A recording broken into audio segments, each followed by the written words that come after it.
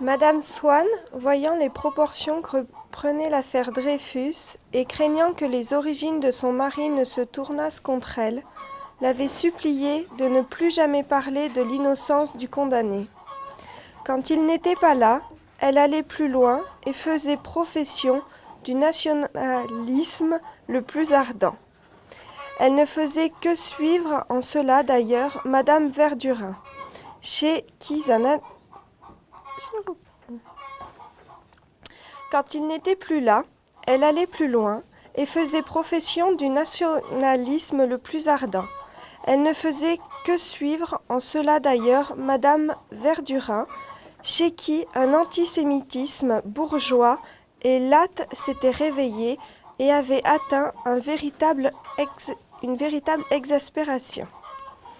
Madame Swann avait gagné à cette attitude d'entrer dans quelques-unes des ligues de femmes du monde antisémitisme qui commençaient à se former et avait noué des relations avec plusieurs personnes de l'aristocratie. Il peut paraître étrange que, loin de les imiter, la duchesse de Guermantes, si amie de Swann, eût contraire toujours résisté au désir qu'il ne lui avait pas caché de lui présenter sa femme. Mais on verra plus tard que c'était un effet de caractère particulier de la duchesse qui jugeait qu'elle n'avait pas à faire telle ou telle chose, et imposait avec despotisme ce qu'avait décidé son libre arbitre, mondain, fort arbitraire. « Je vous remercie de me prévenir, répondit la duchesse. Cela me faisait en effet très désagréable, mais comme je la connais de vue, je me lèverai à temps. Je t'assure, Oriane, elle est très agréable, c'est une excellente femme, dit madame de Marsantes. Je n'en doute pas, mais je n'éprouve aucun besoin de m'en assurer par moi-même. Est-ce que tu as des invités chez Lady Israël ? Demanda madame de Villeparisis à la duchesse pour changer la conversation. Mais, Dieu merci, je ne la connais pas, répondit madame de Guermantes. C'est à Marie Hénard qu'il faut demander cela. Elle la connaît, et je me suis toujours demandé pourquoi. Je l'ai en effet connue, répondit madame de Marsantes. Je confesse mes erreurs, mais je suis décidée à ne plus la connaître. Il paraît que c'est une des pires et qu'elle ne s'en cache pas. Du reste, nous avons tous été trop confiants, trop hospitaliers.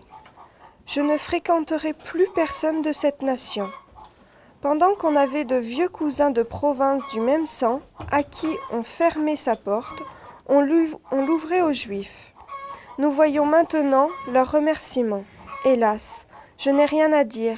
J'ai un fils adorable et qui débite.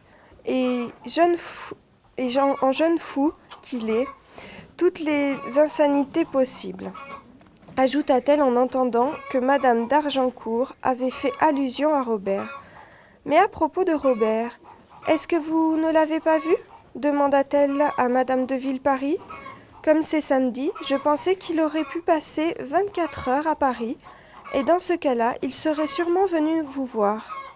En réalité, madame de Marsantes pensait que son fils n'aurait pas de permission.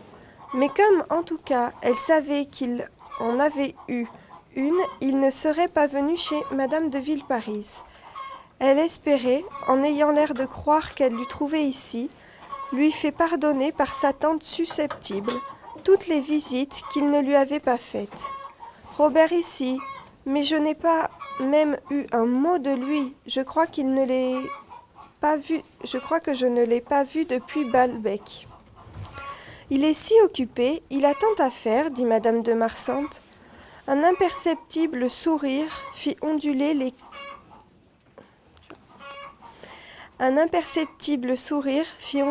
cils de madame de Guermantes, qui regarda le cercle qu'avec la pointe de son ombrelle qui traçait sur le tapis.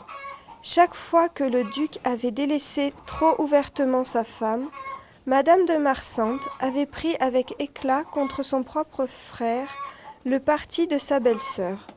Celle-ci gardait à cette protection un souvenir reconnaissant et rancunier, et elle n'était qu'à demi fâchée des freudaines de Robert.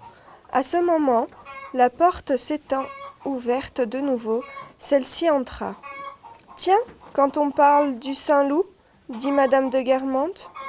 Madame de Marsantes, qui tournait le dos à la porte, n'avait pas vu entrer son fils. Quand elle l'aperçut, en cette mère la joie battit véritablement comme un coup d'aile. Le corps de madame Marsantes se souleva à demi. Son visage palpita et elle attachait sur Robert des yeux émerveillés.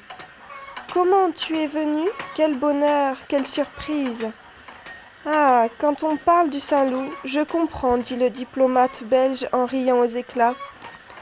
C'est délicieux, répliqua sèchement madame de Guermantes, qui détestait les calembours et n'avait hasardé celui-là, qu'en ayant l'air de se moquer d'elle-même. Bonjour Robert, dit-elle. Eh bien, voilà comme on oublie sa tante.